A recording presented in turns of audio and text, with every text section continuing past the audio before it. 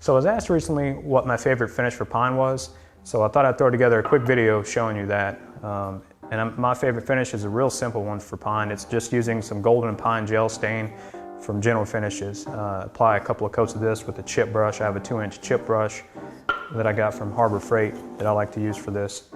And what I have here is an 18 by 18, 3/4 inch thick board that would represent like a tabletop. I just glued together a couple boards to make it.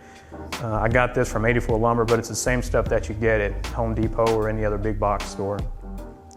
And to prep the surface, I sanded it with 80, 120, and 150 grit sandpaper.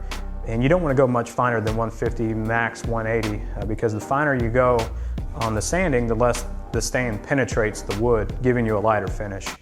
So I would stop at 150 grit, then apply the stain. So let me show you how I apply the stain.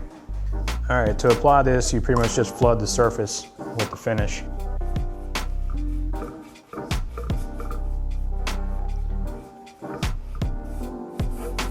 Okay, now that the gel stain's been wiped on, I'm just taking some blue shop rags and wiping off the excess.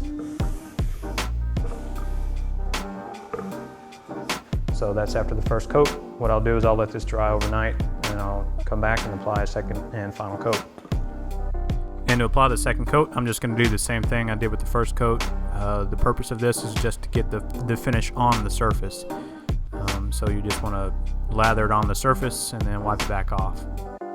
If for some reason after the first coat you notice that there's some dust nibs that dried into the coat, you can use a fine Scotch-Brite pad to lightly scuff the surface to remove it, and you don't want to sand too much that it removes any of the stain.